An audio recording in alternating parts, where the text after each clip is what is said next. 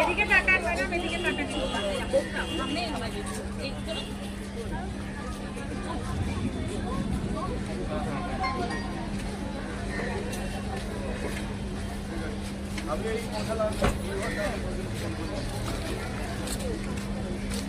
একটা press conference করলেন না। আরেকটা জিনিস, অভয়াকে যখন ধর্ষণ কাণ্ডে সঞ্জয় রায় গ্রেপ্তার হয়েছে, কলকাতা পুলিশের সিভিক ভলেন্টিয়ার ছিল, তখন আপনারা একটা প্রেস কনফারেন্স করে একটু লজ্জা একটু প্রতিবাদ জানাতে পারলেন না? কেন আপনারা রাস্তায়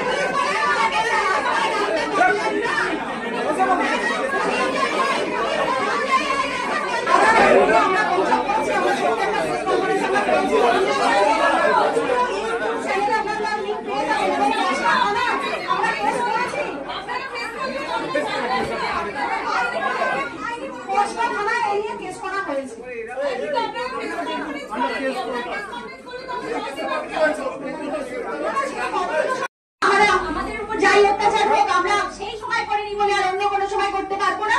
মানে এইটা আপনাদের বাড়ির ঘটনা বলে আপনাদের না, তার কোনো মানে নেই। আমরা অভয়া ভাড়া প্রতিবাদ করেছি, বাড়ি ভাড়ার সঙ্গে ভাড়া সাধারণ বিরোধ করা হয়েছে। আমার মায়ের কাছে আমরা নিই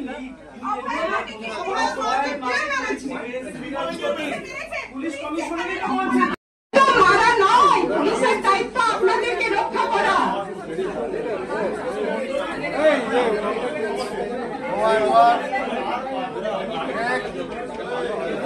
আপনাদের প্রসঙ্গ শুধু আজকের টপিক আপনারা বলতে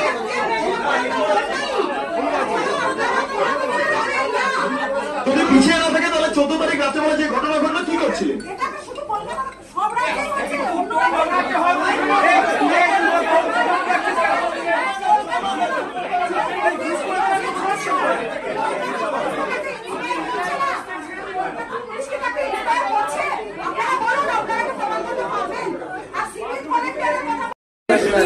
এক্সপ্লেন করে দিন বীরভূমের তৃণমূল নেতা ওই একটাই প্রসঙ্গ আপনারা টানছেন।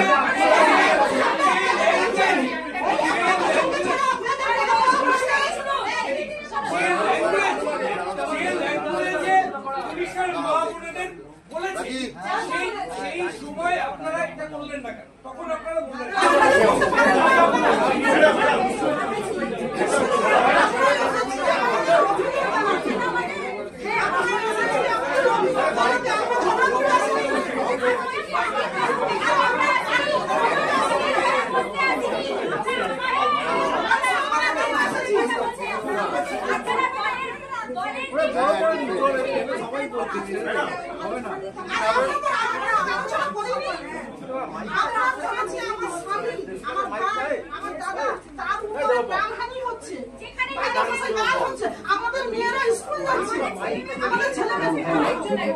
আরে আপনি বলবেন কেন?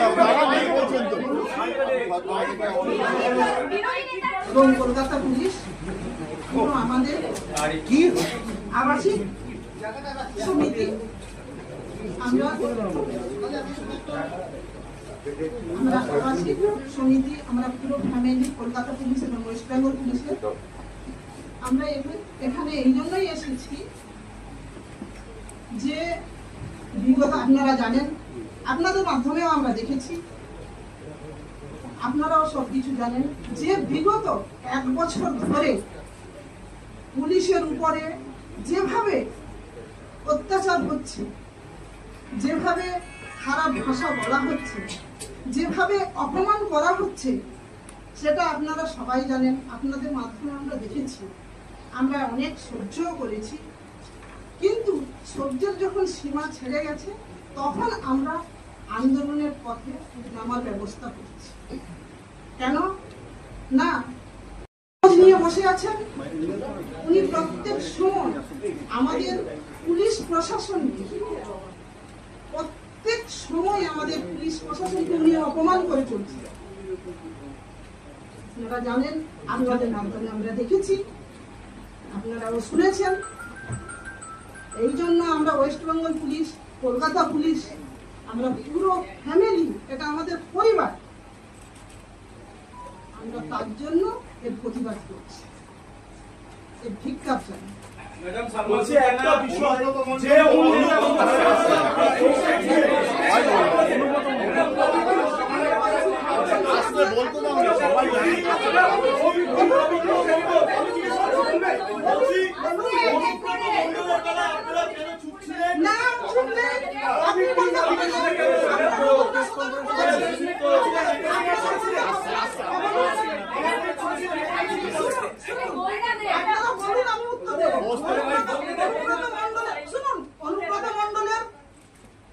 উনার যখন হয়েছে ব্যাপারটা জানাজানি হয়েছে, উনি যখন খারাপ ভাষা বলেছেন, ক্ষমা চেয়েছেন, উনার বিরুদ্ধে কেস হচ্ছে।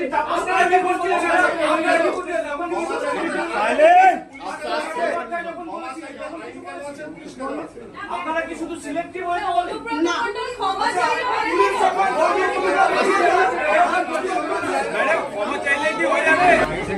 রবীন্দ্র সদনে আমরা প্রতিবাদ করেছি, আপনারা হয়তো জানেন।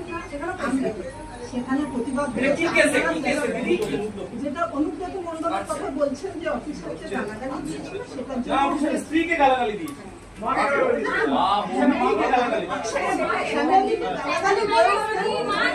স্ত্রী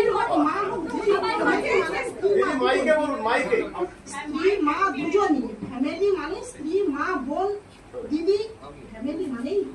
দিদি একটা কোয়েশ্চেন, যে ভাষায় গালাগাল দিয়েছিলেন অনুব্রত মন্ডল, আপনার মনে হয় যে শুধু একবার ক্ষমা চাইলেই সেটা হয় না? তদন্ত হচ্ছে, কখন আপনি ঠিক বলেছেন, তদন্ত হচ্ছে, তদন্ত চলছে। সে যদি নিশ্চয়ই দোষী হয় তার অবশ্যই তো শাস্তি, কঠোর শাস্তি হবে। তদন্তের অগ্রগতি নিয়ে কি আপনারা খুশি?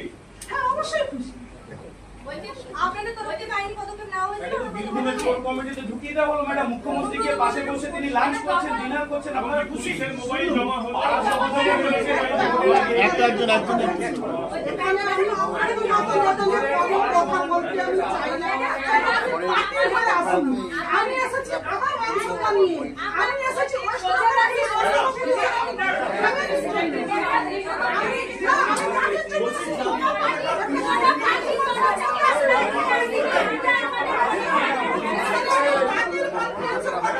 চাই না কে বিজেপি কে